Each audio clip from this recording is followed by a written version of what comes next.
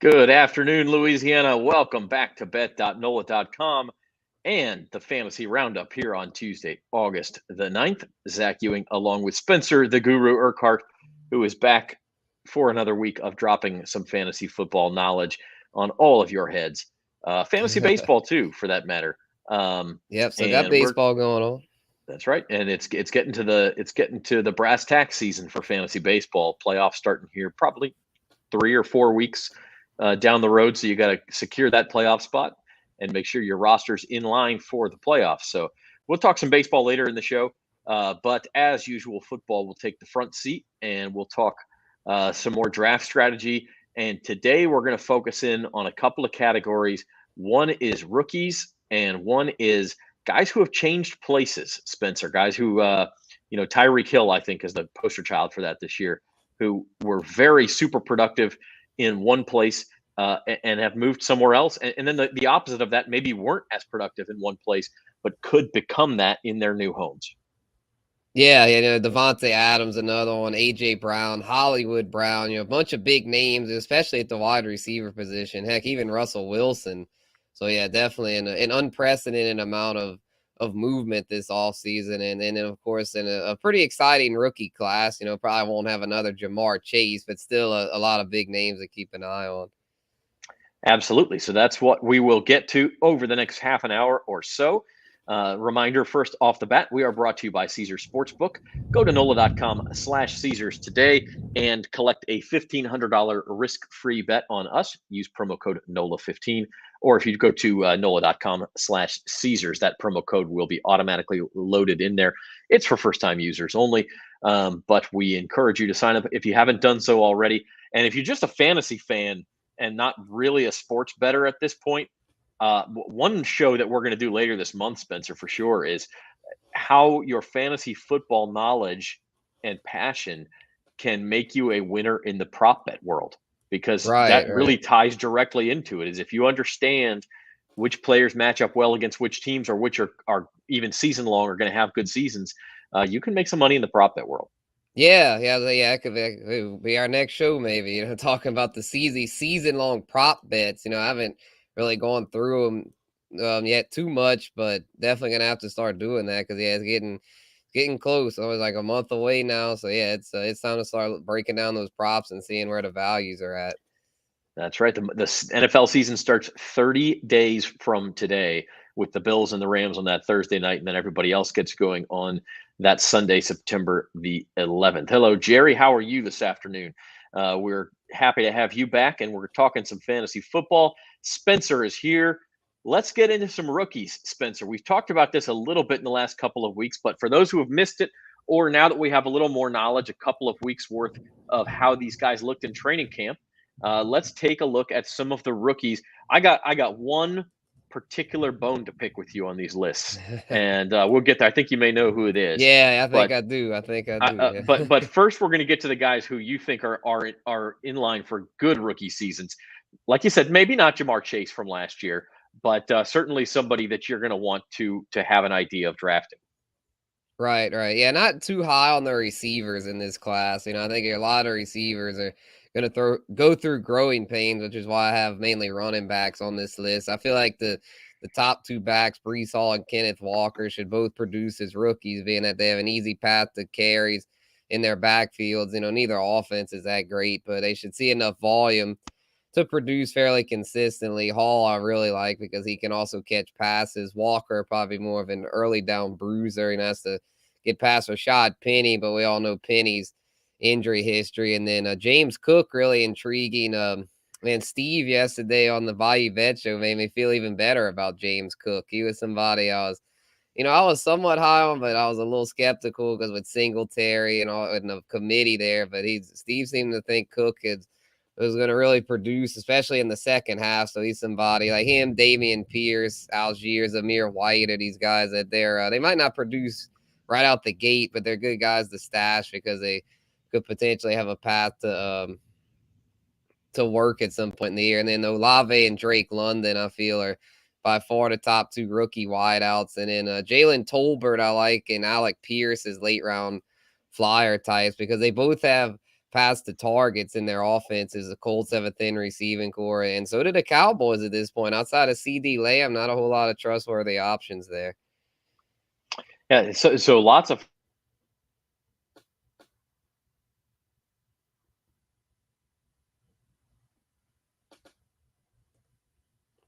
Nope. There's Zach. I think I think Zach may have froze up there, but yeah, definitely definitely a lot of intrigue. You back? I think I'm back.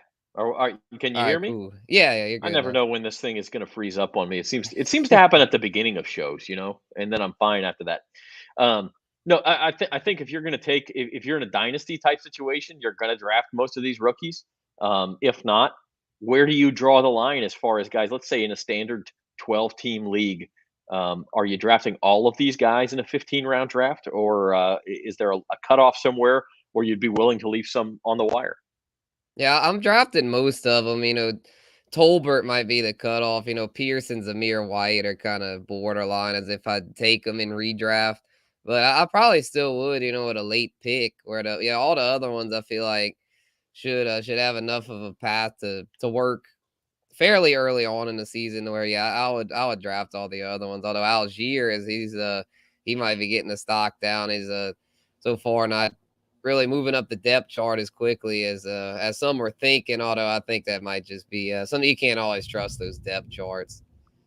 So I'm not Yeah, panicking there. no doubt about it. Sometimes those NFL depth charts in the preseason are put together by the PR staff, and they watch the team. I'm not saying they have no idea, but they certainly don't. It's not like the head coach is giving them the depth chart, and that's the gospel. So, Right. yeah, I agree with that. And by the way, before we get to the rookies that you are avoiding, I think we should clarify these lists. The first list is rookies you like. The second list is rookies you don't like. That does not mean that you will have every single one of those rookies you like on all of your rosters. It does not Right. mean that from this list to come that you will have none of those guys on your rosters. It simply means you like them better or worse than what the consensus is. Correct. Yeah, which I know for the next list is a guy that we're pretty high on last show, and it's somebody that I'm just not quite as high on as the consensus, because I think a lot of people are penciling him in to be AJ Brown, but I don't think he's gonna quite get there. I don't know that he has to be AJ Brown to be a worthwhile pick, but we're talking about Treylon Burks, Yeah. and I have to admit I was a little hurt when I saw this list and put together this slide that the number one rookie you're avoiding is my man Treylon Burks, and believe me, I'm not an Arkansas fan by any stretch of the imagination, but I love what the guy did at Arkansas. I think that he could be extremely dynamic as a rookie, and I think probably more than that, he's got some opportunity in Tennessee with AJ Brown gone to get a lot of targets, and so that's my argument for Treylon Burks. What is your argument against him? Why you're fading him compared to the public? Yeah, I'm not really feeling him because it's not really a talent thing. It's more it's the system. I don't really like the fit in Tennessee as a rookie. Mike Vrabel, he comes from Bill Belichick's deal to where they're tough on rookies. Rookies generally don't produce there. AJ Brown, it took him until the second half to really break out. So Burks is somebody that I feel like should be going a little later than he is, because if you take him up in one of those mid-round picks, is like your flex, and if he's not producing in the first half, that's gonna sting. I noticed that a lot of times with rookies.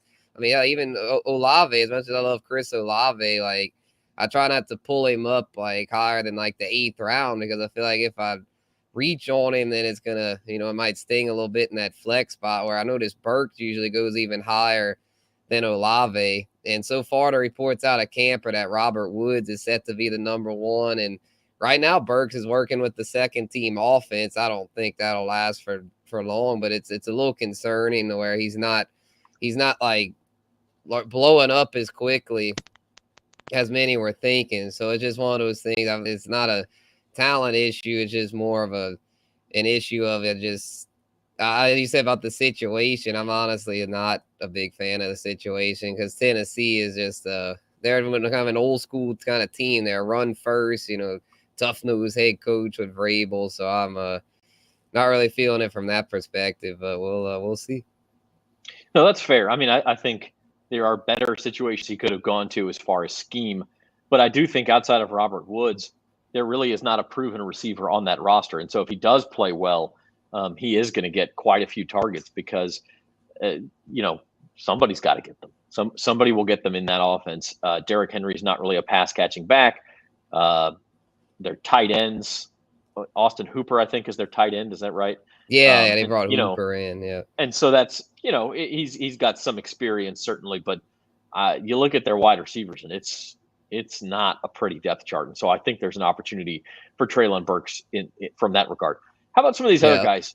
These are high draft picks: Garrett Wilson, Jameson Williams, the next two on your list that you are fading. Right. Yeah, definitely fading Jameson because was reading the reports. It's not looking too good as far as him being available early on. It's the realistic timeline's looking more like he's going to miss probably the whole first half. Probably won't be back till some point in November. And I mean, he's such a big name, such a polarizing, explosive receiver to where it's tempting to pull him up in the 9th or 10th round. Like, I'll just stash him on IR. But I mean, unless he falls like way late, like the 12th, 13th, I mean, I'm not touching him because I mean, what if I lose another key player that I need to put on that IR spot? Unless your league has like a bunch, like 4 or 5 IR spots or something like something crazy like that. Most leagues only have 1 or 2. So if you're in one of those, I just don't really see the point with Jameson because even when he comes back, I don't see him producing at a high level with Jared Goff as his QB. And then Wilson, I just feel like the Jets aren't quite there yet. Zach Wilson's getting better, but he's still not that great. He's not a high volume passer. And Elijah Moore seems to be his go-to guy. Moore's been tearing it up in camp, and Garrett Wilson, well, it hadn't been a bad camp. He's just, I don't see him being that number one, like his draft capital is like, oh, he's going to be the number one. But I think Moore holds down that role, at least for this season. Yeah. I think there's certainly risk involved with any rookie.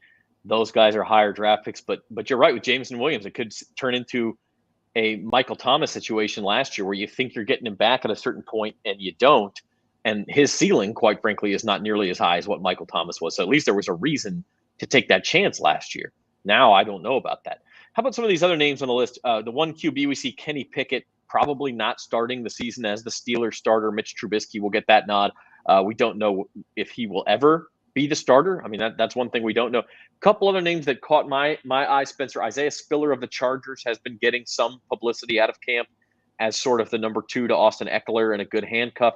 And then Ty Davis-Price, the LSU grad in San Francisco, but obviously a crowded running back room there as well.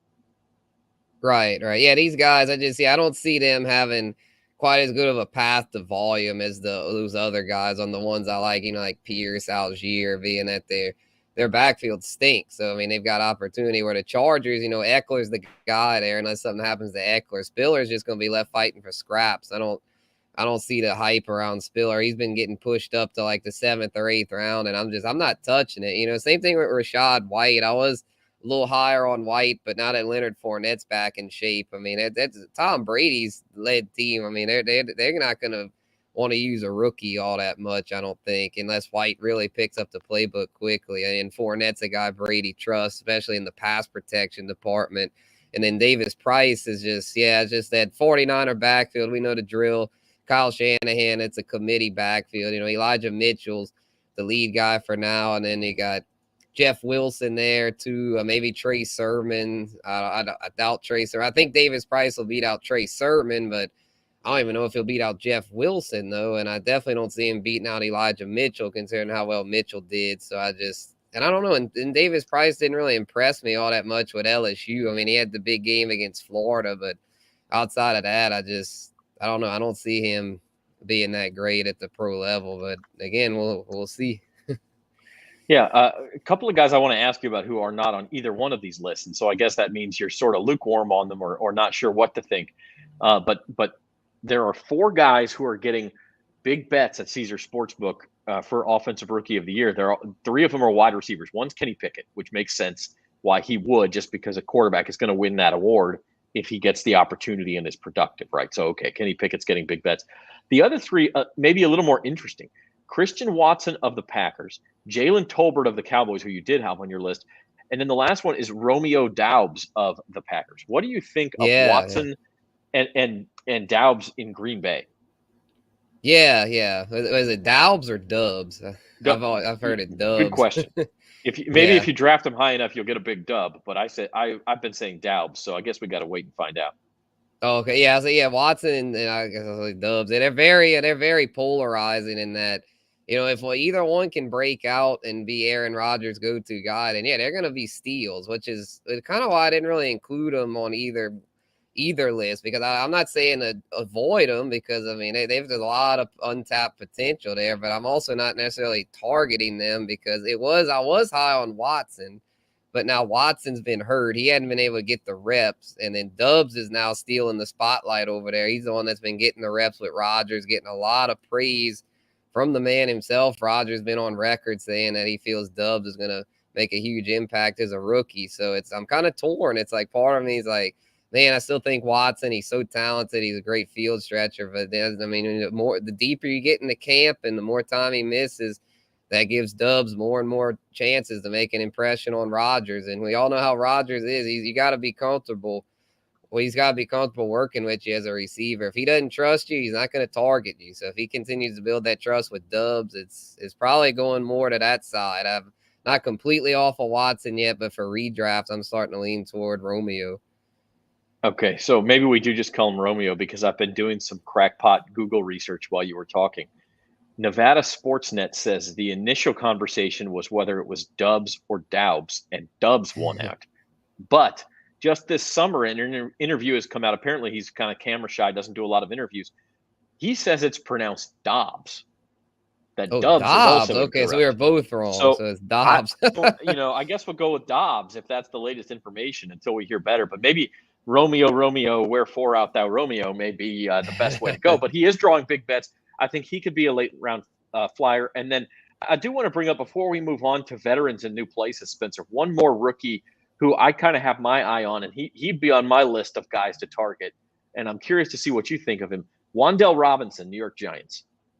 Yeah, Wan'Dale. Yeah, he's somewhat intriguing. I don't really trust that offense. I feel like Kadarius Toney's probably going to be the main receiving option over there, but he was very injury prone last year. So I feel like it's one of those things like, and if Toney's healthy, I don't see Robinson getting a whole lot. But if Toney would go down, then at that point, I think Robinson could end up being the focal point, because I definitely don't trust Kenny Golladay. Him and Daniel Jones have absolutely no chemistry. Like, it was And Golladay also disgusting. injury prone, Yeah, it was just so brutal watching that last year. I couldn't believe it was a league where Kenny fell like really far. So I was like, yeah, I'll take a shot on him. He's talented. But I was like, man, what a waste of a pick. He is trash, man. That whole offense.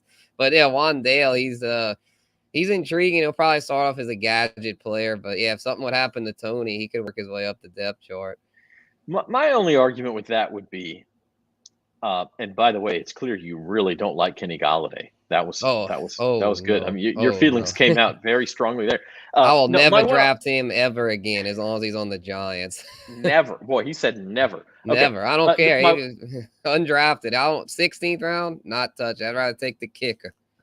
My one argument with Wan'Dale would be, he does seem like a very similar player to Kadarius Toney, which to me would raise the question: why would the Giants use a second round pick on a guy like Wan'Dale Robinson when they already have Kadarius Toney, unless they had a plan to somehow use both of them, or unless for some reason they had soured on Kadarius Toney in just 1 year. And so I think there will be some opportunities. I'm not saying you go out and take Wan'Dale Robinson in the first rounds of your draft, but if I can get him in those last 6 rounds and can stash him on my bench and see what he is, I'm more than willing to take that gamble. For sure. Yeah. I mean, it's just like there's just a lot of those kind of options. There's like, the two Packers guys, George Pickens, Sky Moore. Those are two I'm not as high on. Then, but Jalen Tolbert, like I said, Jalen Tolbert, I'm pretty high on there late. And then Alec Pierce with the Colts. So, I mean, yeah, I would say I'd definitely rather Wan'Dale than some of those guys. But it's just, the Tolbert especially, that are, it's in that late round range that I prefer slightly. Because I feel like with Michael Gallup out early and James Washington out, Tolbert, and that's a high volume passing attack. Tolbert could end up the most productive rookie wideout, especially if Jarvis and MT are absorbing a lot of the targets in New Orleans, and then Drake London would get hurt or something. Then there is a path for Tolbert to really be a value. There's a path for Treylon Burks to be of value too, Spencer. Hot take. Jalen Tolbert outproduces Treylon Burks as a rookie. Let's shake on it, and we'll bet a root beer or something. Are you old enough to drink? I'm kidding. I know you are, but barely. Maybe we'll bet a real beer on it. Okay. Although that Cowboys versus Titans offense may not be a fair fight. I don't know. I'll have to think about that one. We'll revisit it. We'll revisit it. Yeah. Let's move on from the rookies and talk about some veterans, guys who are look, we all know they're productive fantasy players for the most part, and that they have been at times in the past. Question is, will they continue to be? So this is a look at familiar faces in new places. First of all, guys where you think they improved their situation, or where maybe the move is not as bad as some people are making it out to be. Guys you're willing to target. And Davante Adams tops the list here, Spencer. I don't know that anybody can say he improved his situation, but you think maybe an overreaction to say, oh, I'm not touching him now that he's away from Aaron Rodgers. Right, that's exactly what it is. I'm not saying he's gonna do better with the Raiders, but I definitely don't see his production falling off a cliff. I see him doing fairly similarly with the Raiders to what he did with Green Bay. I still have him penciled in as a top 5 wide receiver, and I ended up putting him in tier 1. With my tier rankings that I dropped last week, I was kind of torn on it, but I was like, what, this is Davante Adams we're talking about here, and he's worked with Derek Carr before back in college.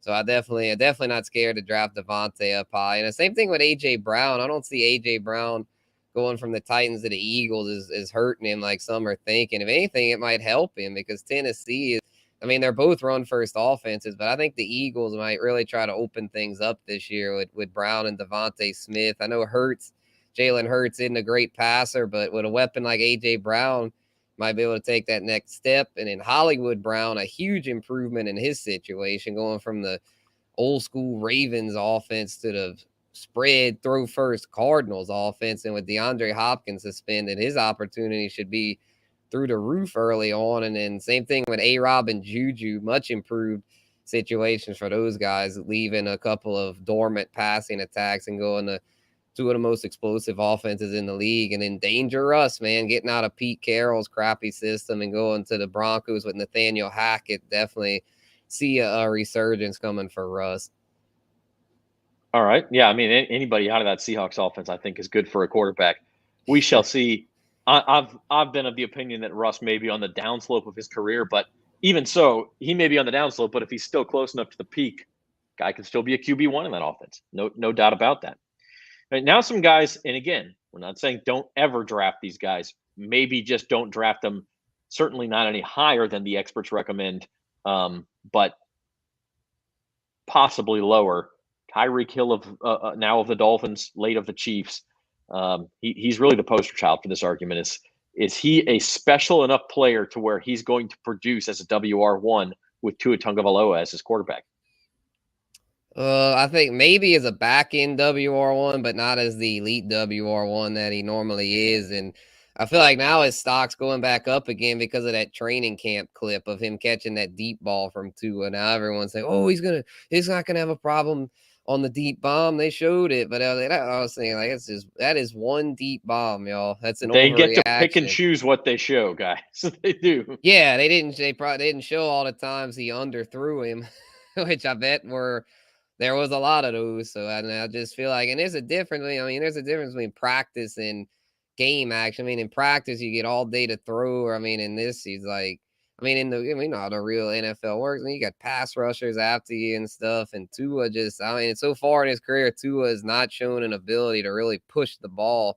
It's going to be one of those things where Tyreek Hill is going to be very dependent on his yards after the catch. And as fast as he is, he's still super quick, but might not be quite as quick as he was early on in his career, to where if he's having to depend on that constantly, I just don't see him being what he once was. I'm not saying he's going to be a complete bust, but I am saying that I am not touching him in the second round like most people seem to still be comfortable doing. If he falls to me in the third, I'll be all right with it. I won't be thrilled, but I'm like, okay, this is Tyreek Hill. He's still good for 1,000 yards and probably 8 or 10 touchdowns. But this isn't the old Tyreek Hill where it was like, man, he was capable of any given week going off for like 150 and 3 tugs.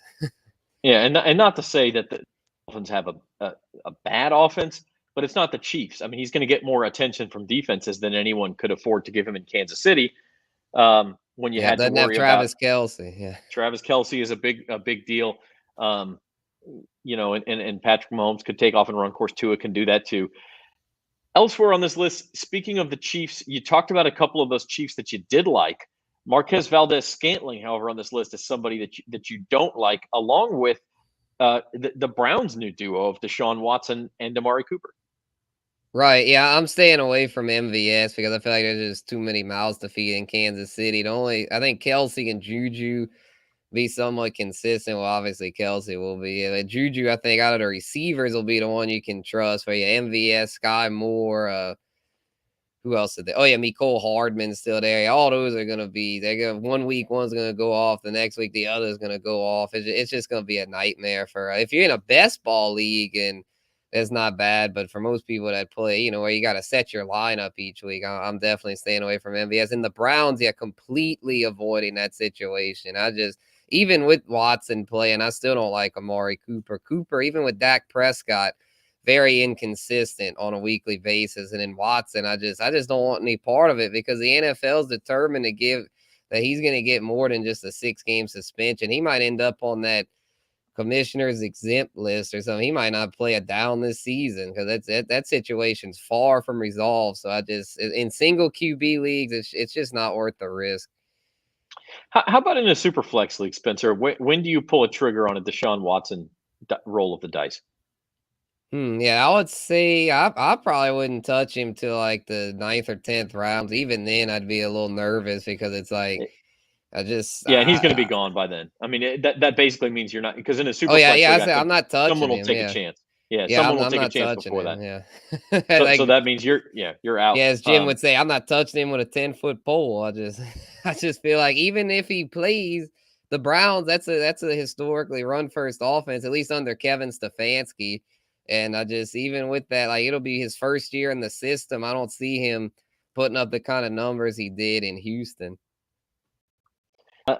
Like I did with the rookies, a name that did not appear on your target or your avoid list. We see Carson Wentz here. I don't think anybody's drafting Carson Wentz unless they flip and have to in fantasy Yeah. football. But what about Matt Ryan, who replaced Carson Wentz in Indianapolis? Does Matt Ryan still have enough in the tank to interest you as maybe a low end QB1 or a high end backup? Yeah, he's more of a super flex target for me. I didn't really put him on there because I feel like, in single QB, he's just somebody I'm probably not touching. But if he's he's a QB2, if it's a league where you probably need a backup because some leagues people are old school and they feel they have to have a backup. He's not bad in that role.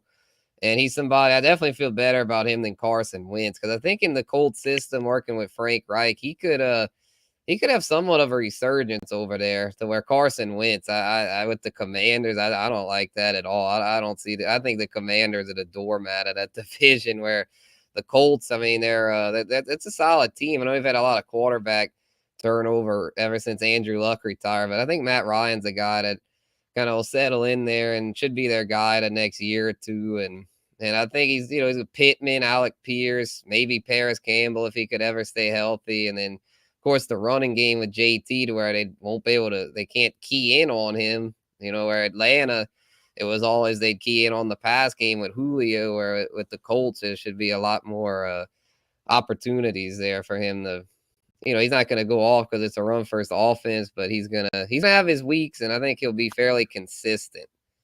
Yeah. One thing I will say about Carson Wentz, we've rarely seen him in a situation where he's on a bad team. The Eagles, when he was there, were pretty good, and the same thing with the Colts. He was inconsistent. The teams were pretty good, and so maybe there's an opportunity there for him to get the garbage time fantasy points that he never had before. Because if they're down by 2 touchdowns in the fourth quarter, he's going to be throwing. Whereas in Indianapolis, that rarely happened. So I wouldn't draft him in a one quarterback league certainly, but I will say that is the hope if you Superflex league. Maybe he has because they're down 24-10 going to the fourth quarter, and he throws for a couple touchdowns in what ends up being a 31-24 loss. Yeah, so the Commanders' defense isn't terrible though. That'd be my counterpoint to that. It's just like, I don't think he'll be in enough of those situations. He might be in them here and there, but I don't think he'll be in those enough to where like that's actually why I kind of like Davis Mills for the Texans in Superflex, because he's somebody that with their defense still being in shambles, like he's gonna have a lot of garbage time opportunities, and he held his own last year.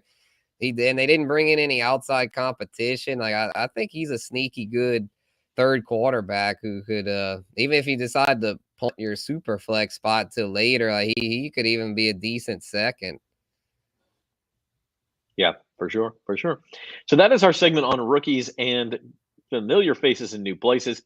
As mentioned, we will have a different fantasy football angle to preview each Tuesday leading up to the season. So 4 more of these bad boys. August the 16th and 23rd, the 30th, and then I guess on September the 6th, we'll be into game week, and we'll be talking more week 1 specific stuff. But we'll have more general previews. We'll go into some positions. We'll do some prop bets. We'll have more stuff for you down the line. And in the meantime, I want to wrap today up with a little bit of a look at fantasy baseball. As I mentioned at the top, 3, maybe 4 weeks left in most fantasy baseball regular seasons. The playoffs will begin around the beginning of September. So it's time to get those lineups in order. You got an injury. Yes. You've been waiting for Fernando Tatis Jr. to come back. He's finally heading out on rehab. Maybe he's back. Jacob deGrom's back. But Tim Anderson's out 4 to 6 weeks now. We just saw it today. Quite a few other guys. I mean, look, there's a new injury every day. That's the way it is in sports. And so if you are trying to get your lineups in order for the playoffs, either to make it or just to get them there for the postseason, we're here to help. Here are some waiver wire targets from Spencer, starting with position players. Yep, yeah, Jose Miranda, man, with the Twins, he's been really killing it there at the corner infield spot, especially for those that need a third baseman. A lot of times third base is a thin position, so I feel like Miranda's somebody to keep riding the wave on him. It's a good lineup. Should see plenty of RBI opportunities, and he's been very solid. Jorge Mateo with the Orioles, somebody if he's a stolen base specialist, so if you need stolen bases, which I know a lot of y'all in roto leagues do, because there's just not many players that steal bases anymore. So Mateo's on to watch for that. And then MJ Melendez, I think I mentioned him last week for those that need a catcher, but he's still been hitting well. And he's a guy, he's also an outfielder, so he plays basically every day, which is rare for a catcher. So if you're dealing with the catcher blues, I know like a lot of y'all are, he did pick him up now, because I don't see him being available in leagues with savvy managers. And then Seth Brown, somebody that's just, he's been quietly productive. He's on a bad team. He's not anything like flashy, but it's just, hey, he's a solid, got some power, even a little bit of speed. I think he's got like 8 steals on the year. So even though the A's stink, I mean, he's somebody that could be a key piece to a playoff contender. And by the way, the percentages you see here are their current ownership as of this morning in ESPN.com leagues. And so all of these guys available in at least 60% of those leagues, maybe a little bit different in a Yahoo or a CBS, depending on where you play. But typically they're pretty similar. Those guys all available between 60 and 90% of the time, depending on the depth of your league. Now some pitchers. Everybody always needs pitching help. It doesn't matter how good of pitching you have. You could always use another quality starter, another quality bullpen arm. One of these guys we told you about last week, and so you got to listen up to us because the Felix Bautista is the guy. He was owned in less than 10% of leagues last week. Well, the Orioles traded their closer, and he became the closer. I mean, he's been a shutdown guy, and now he's, that ownership creeping up. People are taking notice, so this might be your last chance for Bautista. How about these other guys? Right. Yeah, same thing with Reed Detmers. I think we mentioned him too last week, and I actually picked him up in one of my leagues, my 12-team league, where it's kind of tough to find quality arms. And so I'm glad I did, because you can never have too many quality arms. And sure enough, I had Tyreek Skubal go down. And so I was like, man, I'm short on starting pitching, but I got Reed Detmers now to where my rotation still looks pretty solid. And, he's young, but he's just seems like he's gotten better as the season's going on. And then Jesus Luzardo, I feel like could be a league winner there at the Marlins. Man, it's a Pitchers Park there in Miami, and he's a guy that he missed a lot of time, but that's actually good for his end of season prospects, because I feel like, there won't be any. It's not like, oh, he's pushing 200 innings or something. I know he hadn't pitched a whole lot of innings this year, so he should. I would think they'll just let him work in his usual amount of innings, even though he's a younger starter. And then for those that need saves, they have Bautista for sure, being that now he's the closer with the Orioles. And then Tanner Scott, another Marlin. The Marlins have been bad lately, but Scott's somebody that, he gets a lot of strikeouts for a closer. And if it's the Marlins, I feel like the Marlins will start winning a few games here and there. They're not as bad as they've been lately. They've got some talent over there. So once they get back on track, Scott should be able to rack up a good amount of saves and also get you some Ks to go with it. No, I agree. The Marlins are the type of team, and I would keep this in mind for betting purposes as well. They just sort of feel like they're going to make that late season run and get within shouting distance of 500. And at the end of the year, everybody will say, well, they weren't that bad. And you'll forget that at the end of July, they were basically out of it already. Kind of like the Tigers last year were, and it was a little bit of fool's gold. We saw this year the Tigers really weren't that got hot at the end of the year. That the Marlins could be that team this year. And so if you could ride that in fantasy, for sure. Spencer, I wanted to end today with a little story. I think this is instructive just because for me, it shows that fantasy sports and playing fantasy sports for the great majority of people should just be fun. And so I'm a Mariners fan, as you all know, and I have fallen in love with Julio Rodriguez. Right. And I think even people who aren't Mariners fans have fallen in love with Julio Rodriguez. Yeah, he's out like the new Tatis. Yeah. Like it's hard to look at that guy and not see the right-handed Ken Griffey Jr. Big, strong kid, plays center field, fast, has a beautiful swing. Obviously, he's righty instead of lefty, but it's hard not to feel the same way about him. Has fun playing the game. And so anyway, I have him in a league that has a 3-year, the year you drafted him plus 3 years keeper. And I drafted him probably higher than I should have because I was already in love with the guy before he'd ever played a major league inning. I was in Miami this year when he hit his first career home run. Got video of it, all that kind of stuff. So I have a very personal connection to the player, right? Well, because he's a keeper, you start in the trade deadlines in these leagues, you start getting offered these mega deals for keepers by guys who are out of the playoff chase. Hey, I'm out of the playoff chase. I'll trade you all my good. It's kind of like you see in real Major League Baseball, trading guys who are rentals for a good keeper. And Julio Rodriguez is about the best keeper you can have right now. As far as in our league, you can't keep guys who you drafted in the first 7 rounds. And so the very top players can't be kept. Julio Rodriguez was taken by me in the 8th round, and that's why I did it so I could keep him. Well, I was offered Aaron Judge, Shohei Ohtani, Justin Verlander, and Aaron Nola for Julio Rodriguez. Oh, come on. And I had to think about it. You think about that. Aaron Judge, Shohei Ohtani, Justin Verlander, and Aaron Nola. How are like from the same? Those are all on the same team. They were all on the same team. That's unbelievable. How is that team not a contender? Well, I think it was his. Yeah, I think it was his first 4 picks. That is nuts. And he's he's borderline contender, probably a few games out of the last playoff spot. Could have made a run, and basically instead came to me and said, "I will give you the 4 best players I've got for 3 years of Julio." And I had to think about it, but finally I was like, "Look, I just want to keep the guy. I want to root for him for 3 more years. I want him on my team. I think he's very, very good." But even having said that, it's hard to. I think I'm in 3rd place in that league, and so maybe that puts me over the top. I think that would. For yeah, sure. I already have traded a keeper to pick up Trey Turner. I have Fernando Tatis Jr. in that league. Traded him for Trey Turner. Also have Freddie Freeman, Max Scherzer, Jacob deGrom. I have a good team. And so you add those 4 guys to it and you say, well, you're the favorite to win this championship. And it's all about winning championships, right? Well, it is. But for me, it's also, I just want to have my favorite player on my team as long as I can. And so I eventually turned down, call me crazy. But for me, it is about, at a certain point, fantasy sports are about having fun and doing what you want to do with your team. I got you. Actually, I kind of did the opposite of that recently. I call these business decisions. I made a business decision as far as I traded Paul Goldschmidt away. It pained me to do it, but it was a keeper league, and I was just like, man, this is the highest Paul Goldschmidt's value is going to be. I got to try to get something now while he's at his peak. And so I was able to turn him into Ty France, into Mookie Betts, and Ketel Marte. And it was I like that.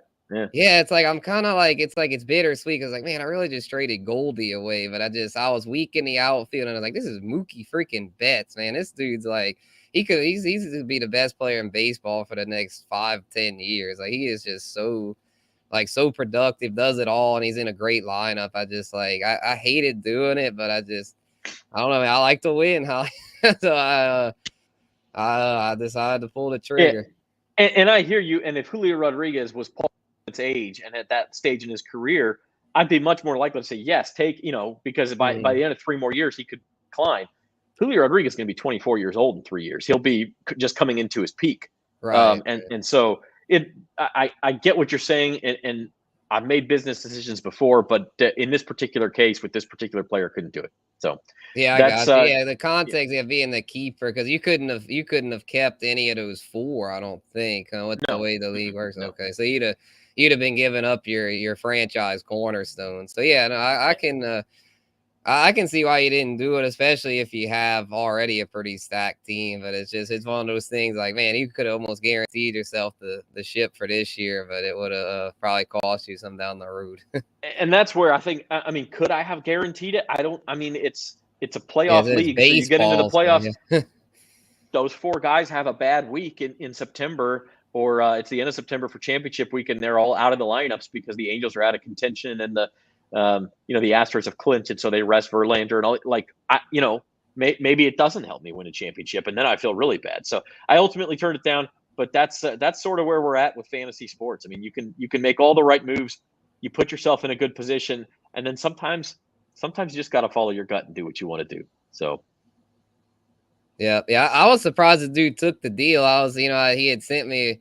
I'd sent him originally Goldie and Matt Carpenter for Mookie Betts, and he countered with Ty France and Goldie. But I was like, man, Ty France, that's a productive hitter. I don't really want to give him up. And then I was like, I could tell Marte, he's somebody that's like, he hadn't been that great this year, but he's somebody that he's productive and he steals some bases. I don't have a whole lot of stolen bases there. So I was like, you know what, I'll sacrifice the batting average and to get the steals. And I was surprised he took it, but he did. But I don't really regret it per se because and it's a keeper league, and I obviously much prefer Mookie Betts' long-term outlook than Paul Goldschmidt's.